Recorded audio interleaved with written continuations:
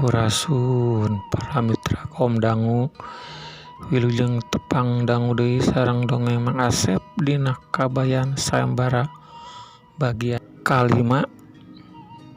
Bade naskeun hancanu kamari mangga kaparayun.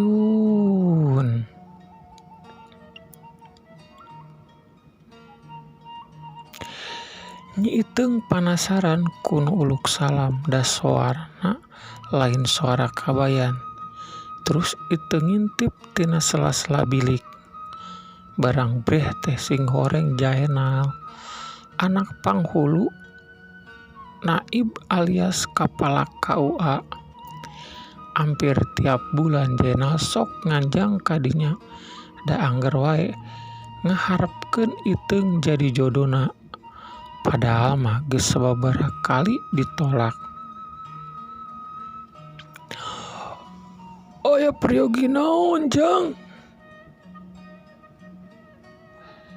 Sisinantenan, Bah Karta nanya. Amang we bah, silaturahmi sakantenan hoyong pendak sareng Nyi Iteung, tembal Jaenal. Oh gitu, Bah Karta nanya deui. Muhun bah, kumaha Nyi Iteung teh bah? Tos kersaeun? Jaenal nanyakeun perkara kahayangna.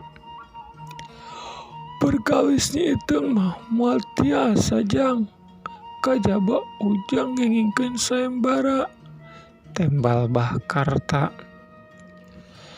Jadi seolah-olah Iteung teh ayeuna mah milik nu ngiring sayembara.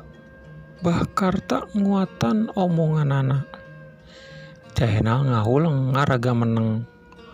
Uteukna buntu moal laksanakeun jadi salaki Nyi Iteung.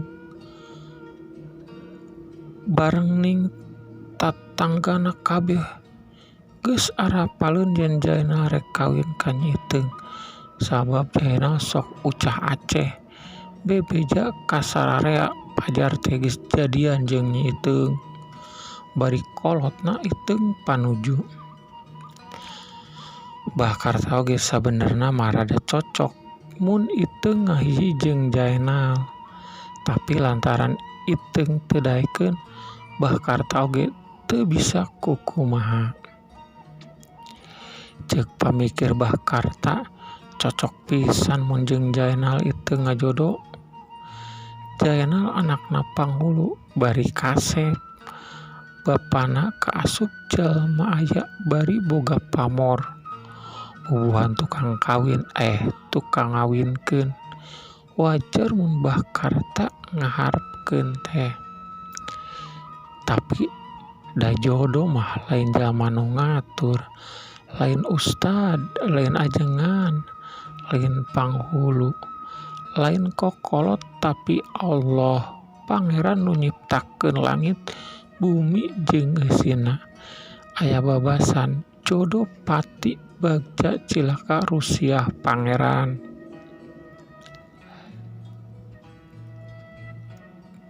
Tapi bili ujang panasaran mah mangga we ngiringan sayembara. Saur Bah Karta ngomong deui bari neuteup ka Jaenal. Abdi mah teu ahli ngadongeng bah. Jaenal teh kaluaran pasantren anu pasantrenna kabayan. Jadi saguru jeung si kabayan, tapi Jaenal teu hafaleun yen si kabayan milu sayembara. Jaenal wawuheun pisan ka kabayan. Malahan kabayan teh sok rada diece, diledek da kabayan budak jalma miskin bari bodo, sedengkeun manehna budak jalma jegud bari pinter. Jaenal can apalkeun kabayan ayeuna lain kabayan baheula. Da Jaenal kaluar ti pondok geus 4 taun. Memeh kabayan diwaris elmu laduni ku Gusti Allah. Kabayan geus dahar can, atos paling ya kerak liwat mau jadi tanaga atuh matak bodoh deui kabayan tungkul dikitukeun teh da memang kitu aslina manehna mah sakitu geus ngaji genep tahun oge teu apal alif pingkeng acan tapi kabayan mah tara pundungan sanajan sok diledek ku Jainal teu matak nyeri hate tara asup kana hate sok buru-buru migawe nu sejen meh poho harita oge kabayan tuluy ka dapur narokan suluh ku Patik tapi sigana Jainal can ngarasa puas ningali kabayan nu teu nyalire teh Jainal jeung batur sagengna nuturkeun bari ting kecewis ngomongkeun kabayan geus jajan naon poe ieu bisi acan jajan yeuh ku urang dibere duit kituna teh bari ngalungkeun duit kabayan ukur ngareret deker deui narokan suluh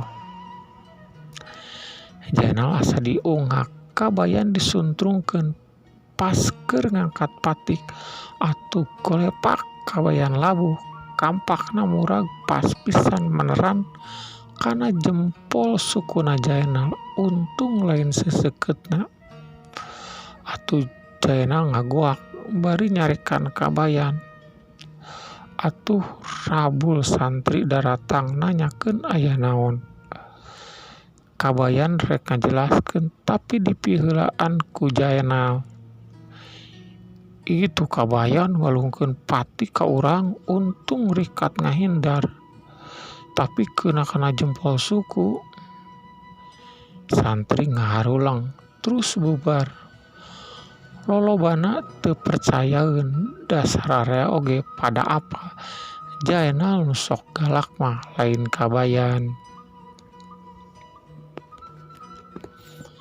ti harita kabayan tara ngadeukeutan Jainal mun rek papangeh oge sok ngahindar nepi ka waktuna Jainal kaluar oge kabayan teu nyahoan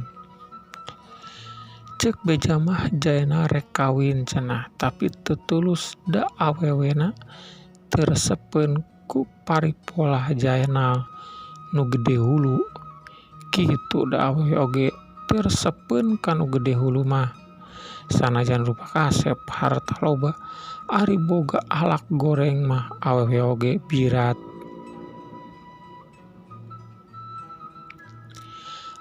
Kang Jen kumaha kabarna saur Nyitung Jainal reuwas da teu nyangka aya Iteung tapi manehna bungah da kadinya oge hayang panggih jeung Iteung alhamdulillah kumaha Iteung dah mang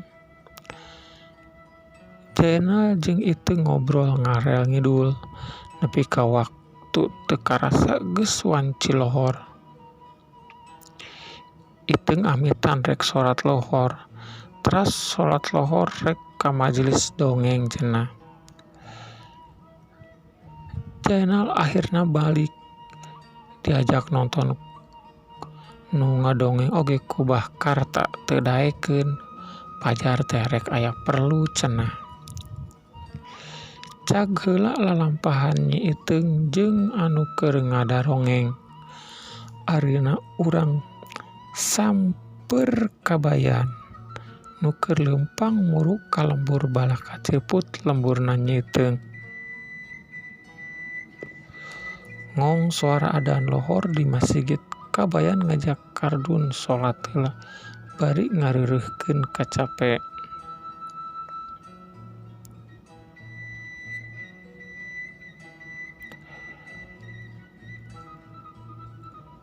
beres abdas sub ka masjid terus salat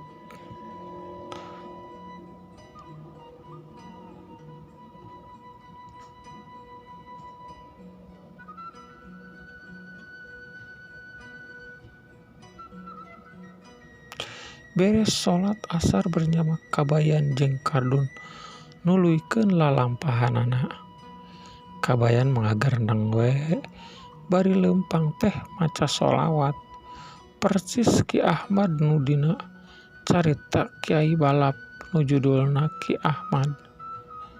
Tapi carita Ki Ahmad mah da dina dongeng. Hehe, pohara kan ieu ge sarua dina dongeng pamirsa. Keur jongjon leumpang kadenge aya suara nu ceurik ngabangingik.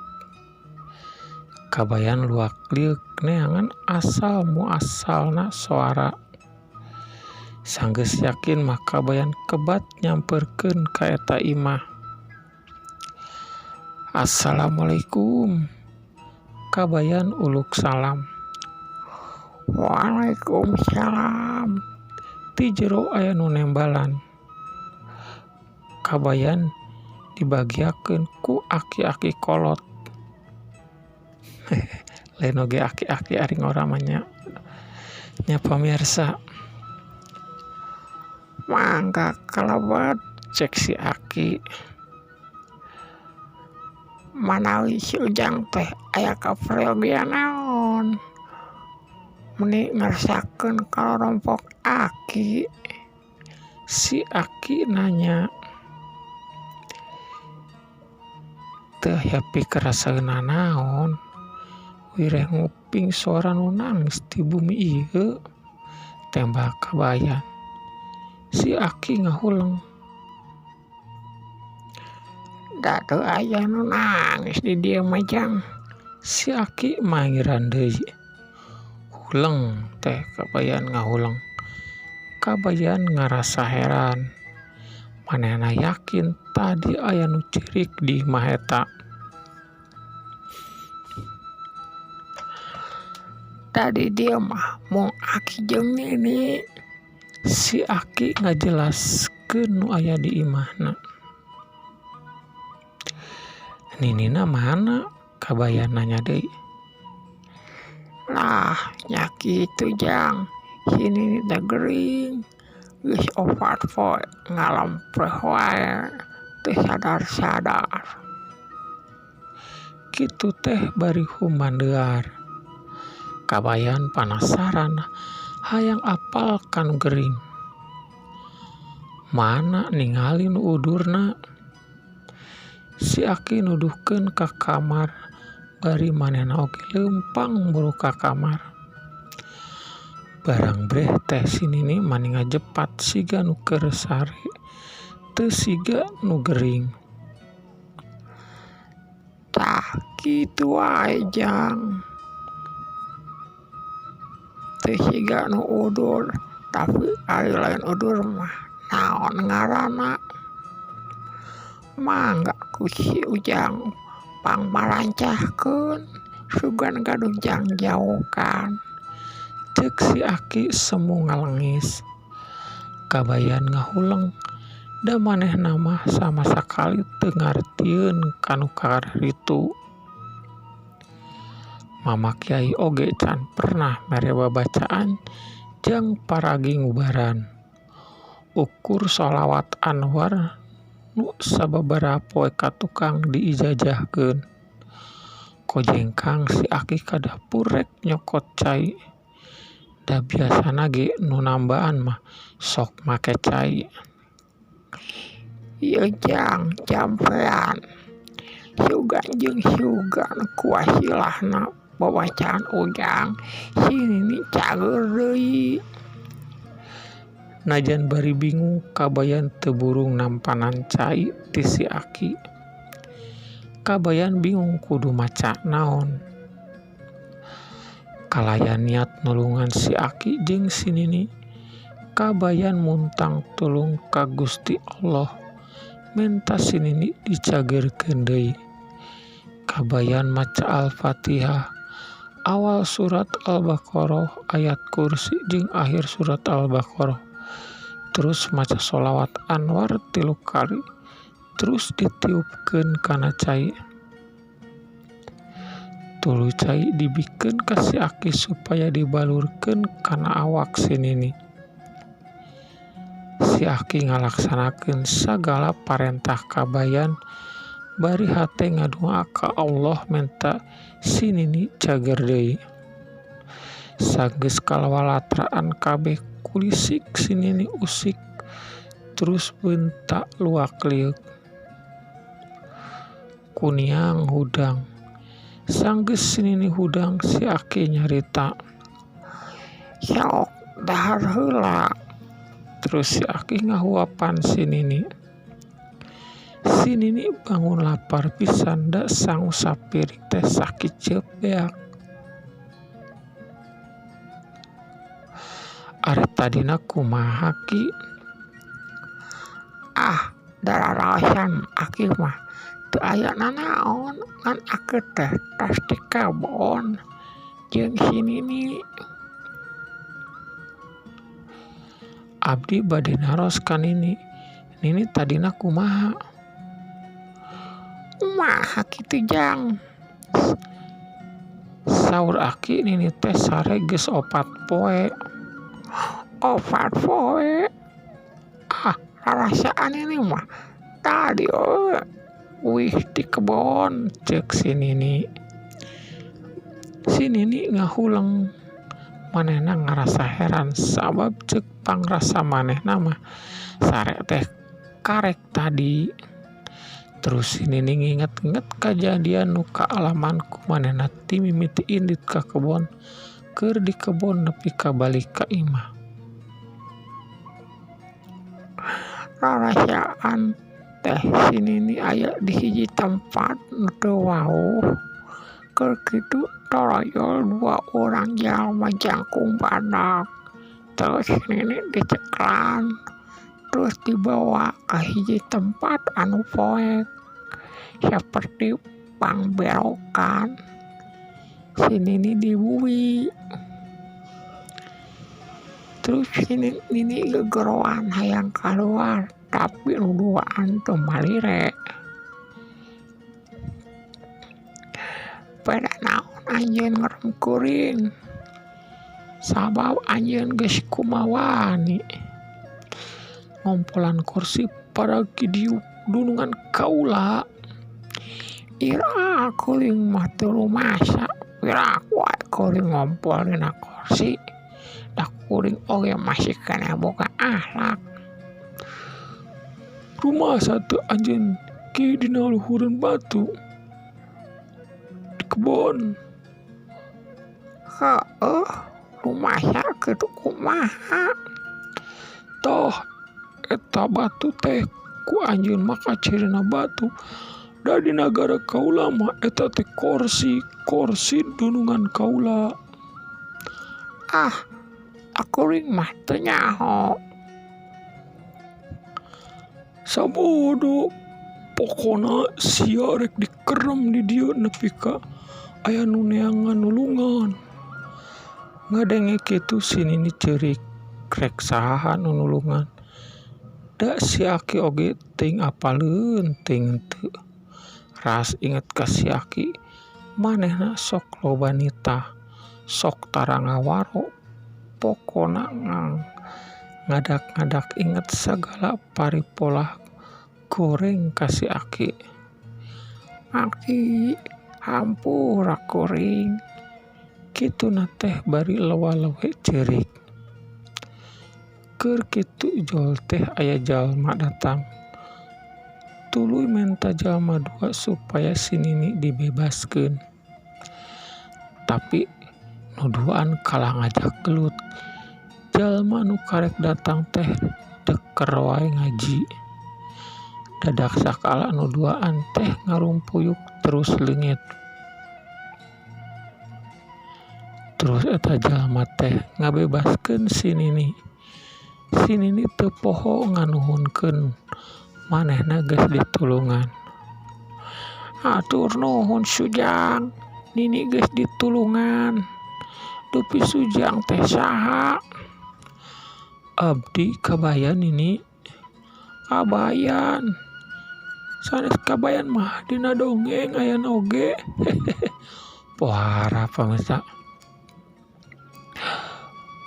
Muhun Nini pan ieu ke dina dongeng.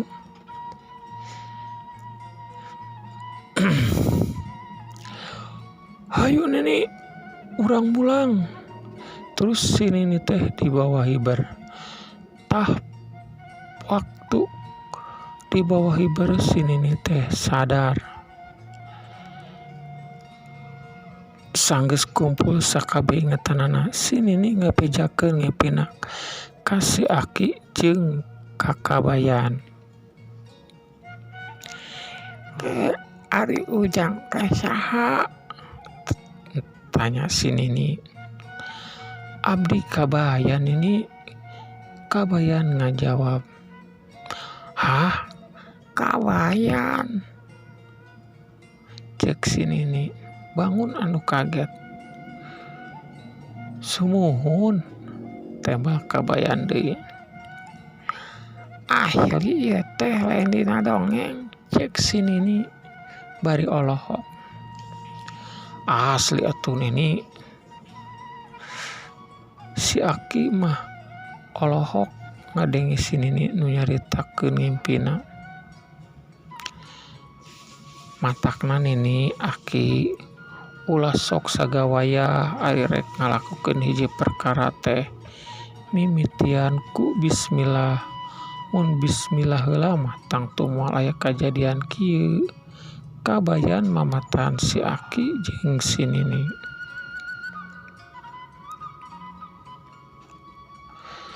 Tuluy mun arek muka aurat ulah poho maca bismillahillazi la ilaha illa huwa insyaallah moal kacirieun ku jurig atawa jin nu sok ngaganggu. Sok ngaleueut heula ceuk si Aki nitah ngaleueut ka Kabayan bari ngareret ka kardun. Kulantaran lapar jeung hanaang akhirna mah Kabayan jeung kardun teh narima susugu si Aki nu ngabarak di tengah imah. Beres dahar mah Kabayan jeung kardun amitan ka Aki Nini rek nuluykeun lalampahanana. Kabayan kebat muruk ka jalan gede, jalan nu biasa dipake lalu lintas antar lembur. Keur leumpang teh Kabayan mah ngear we maca sholawat Anwar.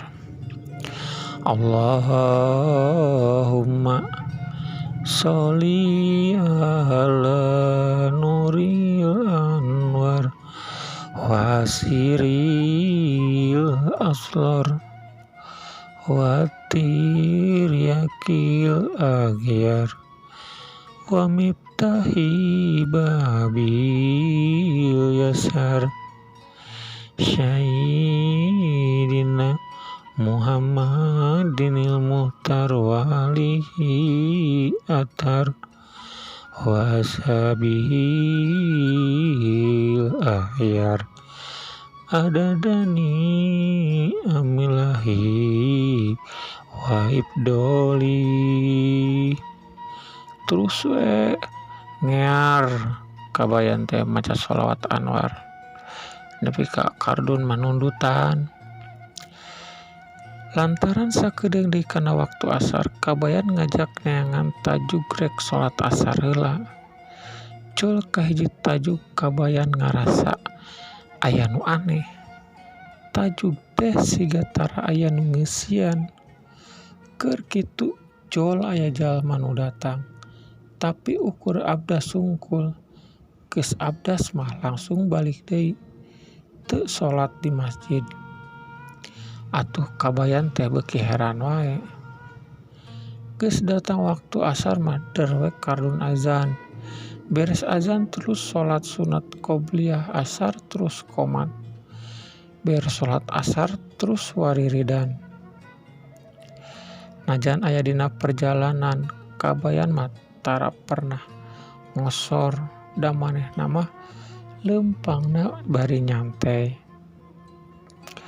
Beres wiridan Kabayan kaluar rek nuluykeun perjalanan. Keur kitu torojol aya jalma kolot saumuran bapa Kabayan. Terus eta jalma teh ngajak eureun aya obrol keuneun cenah. kabayan nurut ongkoh manehna oge asa wegah mun kudu nuluykeun perjalanan sabab muru peuting mega hideung oge geus ngagarendoy pihujaneun. Jol kahiji pakarangan imah rada gede ditinggali tina imahna mun dibandingkeun jeung imah-imah sejen nu aya di lembur eta kaciri siga jalma aya pangaruhan. Pangkeun abdi teh RT di lembur ieu. Eta jalma langsung ngenalkeun geus dariuk mah kabayan unggut-unggutan. Saterusna Pak RT ngajelaskeun yen di dinya teh keur aya masalah nu matak masjid diisieun oge. Data dina mah masjid teh rame pisan. Ampir unggal peuting di masjid teh sok aya kana kaanehan. Sok aya suara nu keur ngobrol. Kadang-kadang pasaran sok goyang-goyang. Teu puguh atuh masyarakat teh jadi panik. Diiraha eta teh Pak RT kabayan panasaran. Ti saatos paburhan maot, Pak RT ngajawab, saha paburhan teh? Kabanda nanya deui. Ustad di lembur ieu tahungi tas maot pasaran oyag-oyagan. Eta kajadian teh langsung sumber sararea ujug apal. Malah ibur Pak Ustad ngamamedian. Kabayan meni olohok ngadenge penjelasan Pak RT teh. Heuleuh pamirsa waktosna kabujang seep. Mangga kumaha salajengna ketakna kabayan dina kelanjutan kabayan sayembara 5. Wassalam permios.